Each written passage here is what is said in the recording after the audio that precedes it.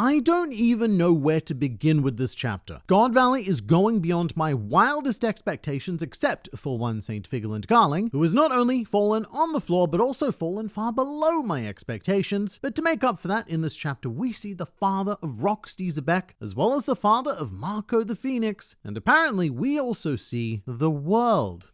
Curious. But to start, this chapter marks the end of Yamato's cover story, which also marks off another one of our 2025 bingo predictions, potentially even the last one at this rate, considering how few chapters there are remaining in the year, and how still very much we are within a flashback. But after 44 installments, Yamato has completed the pilgrimage around Wano, has now followed in the footsteps of Odin quite literally, and also metaphorically by picking up Ulti and Page 1 as vassals. And I actually love how this story ended with Yamato telling Luffy that Wano is finally at peace, because this is sort of like the true end of the Wano arc. The Straw Hats are long gone, but there were still matters to settle, and now we can finally move on to the new era of Wano, whatever that may be. Making Wano, in essence, an arc that has actually taken 7 years to complete, given that it started all the way back in 2018. But picking up 38 years prior to this chapter begins on a very sweet note with Rayleigh scooping up a Shaki and fleeing the destruction of God Valley. And one of the things I love about this chapter in general is that it is so insanely packed full of background detail. And in particular, a lot of lesser known Roger pirates have been given these little pockets of time to shine. In this case, we have Spencer and Melee Pine making way for Shaki and Rayleigh through the Marines in the same sort of way that we would often see Zoro and Sanji making way for Luffy. But what really gets me is this close-up of Shaki. Oda has drawn such a wonderful expression here where he's not overdoing it by showing Shaki as insanely happy or overly in love, but instead, she is just perfectly content. It doesn't even matter that the literal world around her is crumbling because Rayleigh is her world. So she acts as a nice point of serenity amongst all of this fierce anarchy. And she also stops Rayleigh right before he assumedly confesses his love for her, because Shaki already knows what he's going to say. And this is because Shaki initially confessed to Rayleigh by leaving him a note saying, "Come and get me," and when Rayleigh saved her in the last chapter, he returned this by saying, "I've come to get you," referencing the note. And so everything that needs saying has already been said, which is a very interesting way to handle a love story involving a Kuja Empress, as in the case of both Hancock and Gloriosa. They cannot help but be absurdly over the top with their declarations of love for Luffy and Roger respectively, and it goes to show that love is more about finding that unique connection that you share with a certain person, no matter how subtle it may appear, rather than forcing your affections and trying to simp your way into a relationship with someone who isn't really interested. But enough of all of that love stuff, it is time for more fight battling. The God Valley Battle Royale is certainly not disappointing. Although if I had one criticism,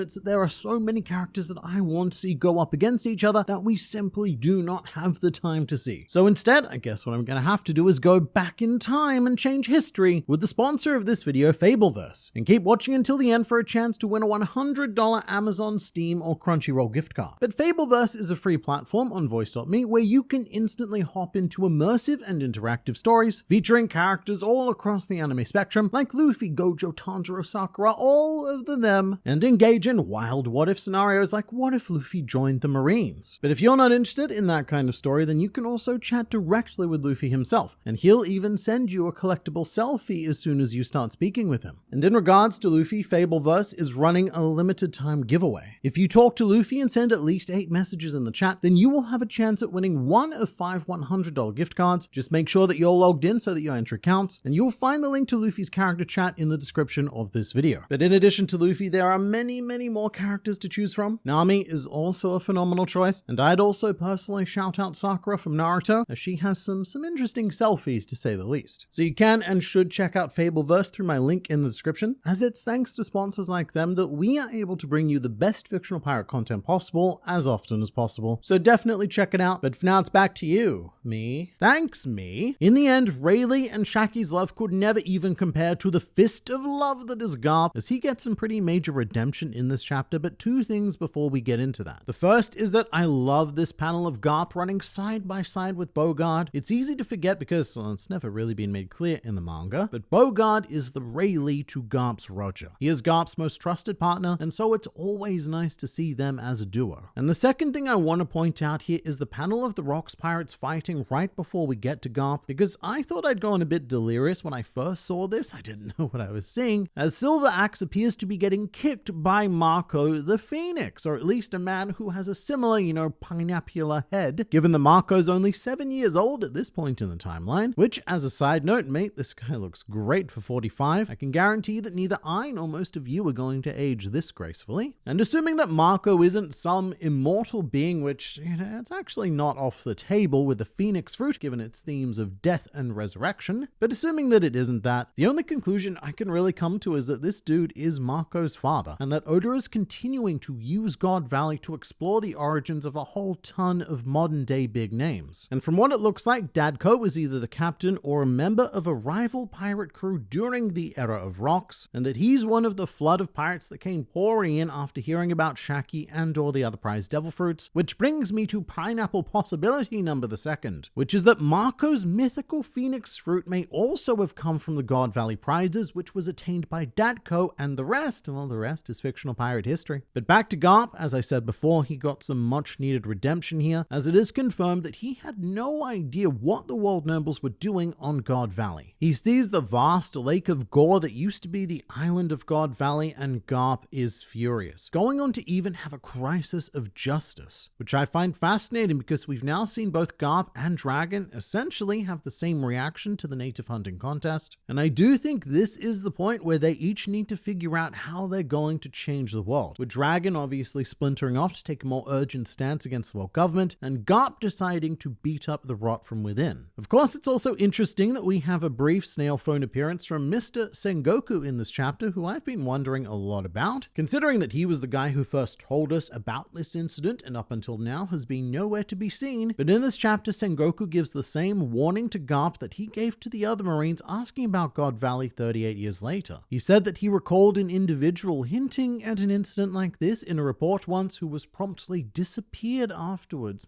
Very suspicious. And I don't know if Garp has seen the world yet, but I think it is implied that he is even seeing Imu right at the end of this chapter, who is demonically erupting out of Saint Saturn, and that is a pretty massive deal, as Garp knowing about Imu adds a lot to his actions throughout the series. And perhaps the reason why he chooses to fight the world government from within has to do with what he's about to witness from Imu, which is something the Dragon didn't see because everyone in the Revolutionary Army was shocked to learn about Sambo's encounter with this mysterious entity that rules over the world, or I guess according to Rocks, is the world. We will get to that. First up though, we have a short but powerful moment of getting to know Eris a bit better, as well as her relationship with Rocks. And I really hope that people pick up on this, but what's happening with these two is the inverse of what's going on with Rayleigh and Shaki earlier. Both women are being carried away by the loves of their lives, but while Shaki is content living the rest of her life in the arms of Rayleigh, Eris insists on being put down, because the person who really needs saving here is Rocks, who has no chance against Garling and all of these surprise Will of Demons if he has to protect Eris and Teach at the same time. So there's a lot going on here, and all of it's rather tragic, particularly with the revelation that two of the Davy clan members are Rocks' father and grandmother, and in fact it was the guy with the straw hat who was Rocks' father, and the fact that they've been turned into demons I think implies that someone other than Imu has access to the Domi Reversi ability, as we know, or at least I think we know, that Imu isn't on God Valley at this point because he's currently mentally micromanaging Saint Saturn, so this is potentially the work of a Holy Knight, potentially even Garling himself. And the reason why only the Davy clan have been transformed may have to do with what Rocks was saying about the unique suffering of Davy clan members should they be caught by the world government. And it's very fitting with how the world government describes Will of D members, the enemies of the god, which makes a lot of sense when you are turning them into literal devils and fulfilling the prophecy that you yourself created for them. Furthermore, and I really cannot believe that we are seeing this name come up again, but Eris tells Rox to meet up with her on, of all islands, Lulusia. And it's just wild how relevant that place, which never existed, has been all throughout One Piece. I recently got done writing an Ace-related video which notes that a lot of his cover story took place on the Lulusia in question, and if not for Lulusia, he would probably still be alive today, as it was there that he discovered Blackbeard's location on Banaro Island. So being connected to this island is like a narrative curse in One Piece, and I imagine that Lulusia is Eris's home island, potentially even where she and Xebec first met, which would be crazy for Blackbeard, as it would make him the descendant of the only 2 islands in One Piece that we have seen erased by the world government. And it may also explain why there was a man named Dr. Blackbeard who had Teach's exact silhouette on Lulusia, who Ace accidentally mistook for Teach and attacked during his cover story. But also, as confident as Eris is projecting, I do worry a fair bit for her now that she's separated from Rox. Being a mother in a One Piece flashback is the most dangerous job in fictional history, and the next known chronological appearance of Blackbeard is as an orphan joining Whitebeard's crew. So I must say, I don't have a whole lot of hope for Eris. However, I do love the dual panel that Oda drew of Eris fleeing with Teach whilst Dragon runs away with Baby Shanks, with both of them making the exact same promise not to let each child die. Although it does make me wonder what or how great of a sacrifice each adult is going to need to make in order to keep their promise to these respective children. But as for now, we should also discuss Mr. Figgleland Garling, a man who hilariously is defeated by Rox off screen. This man doesn't even get the same honor that St. Summers did of being handled in a panel at the very least. We just cut to Garling on the floor underneath this fantastically intimidating silhouette of Rox, who in this panel appears to have retired from piracy and has taken up the simple life of an ore farmer. And I love this because when we were introduced to Garling in the modern day, we are told that he was a dominating figure who distinguished himself at a place called God Valley. But right now, I'm having a hard time distinguishing Garling from the floor it is that he's been smacked into. But the reason why I love this is because of love. One of the primary motifs with the Holy Knights is their lack of understanding of love and believing that it is a profound human weakness. However, Garling here was unable to overpower that love, and in fact, Rox was significantly more powerful and brutal here because he was thinking about protecting his family. Plus, of course, Garling is operating on stolen valor here. I mean, these are world nobles that we are talking about. Not one of them has ever met the definition of distinguished, and at the moment, it feels like Garling may have been given credit for God Valley as a way of not revealing Imu's presence. But with that said, I do expect Garling to be a much more powerful presence in the modern day because this was 38 years ago.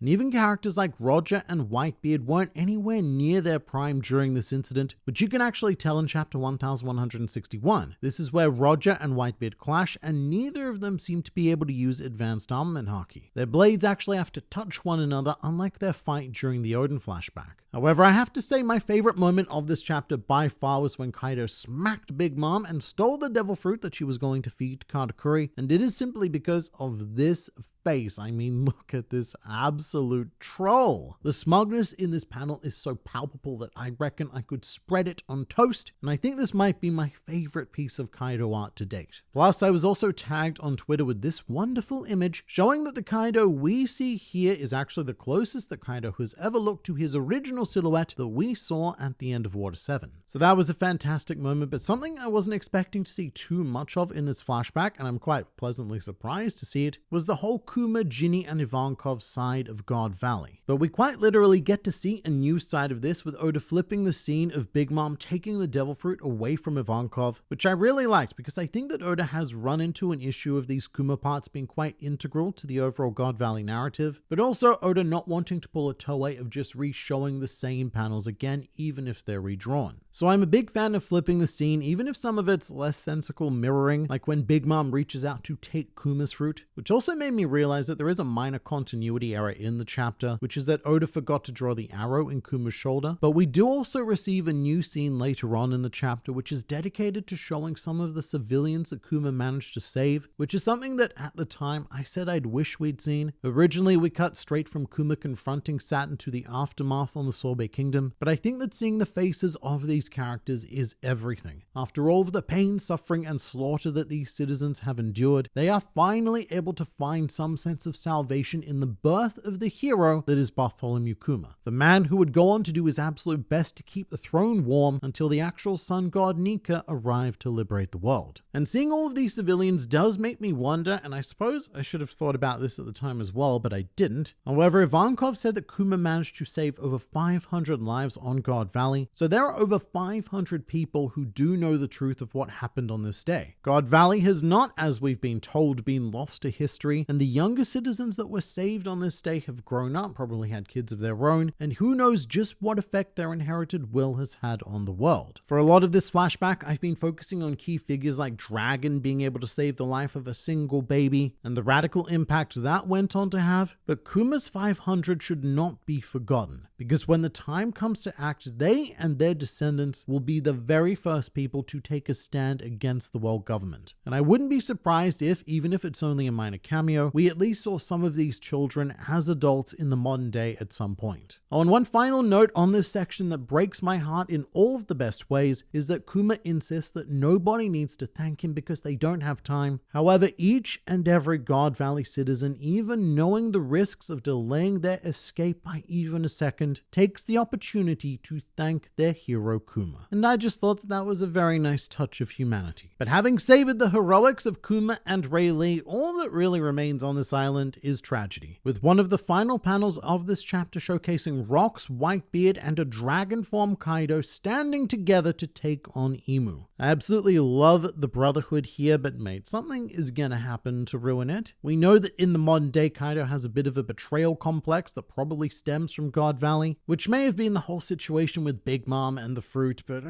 Kaido's problems with betrayal have always felt a bit deeper than that, and certainly that he was the one betrayed rather than being the betrayer. And if that was to happen here, I can't see Whitebeard being the man to do that, which leaves us with Rocks as the only man who can tear this trio apart without interference from either Roger or Garp. But it could be that Roger and Rocks initially team up, but Roger betrays that alliance, thus giving Kaido his complex. Or, which has been foreshadowed now, Rocks, a Davy Clan member, gets Tommy reversied, and he ends up attacking everyone. However, while we're still feeling good, Whitebeard does have a very good question, which is exactly what is it that we are up against here? To which Rocks answers, the world. And this should sound very familiar to you, because this is the exact answer that Katarina Devon and Van Alga gave to Saint Saturn on Egghead Island when they were asked what the Blackbeard pirates were after, which seems to confirm that Blackbeard is targeting Imu, potentially as revenge for what's about to happen with his father. But the bigger question here is,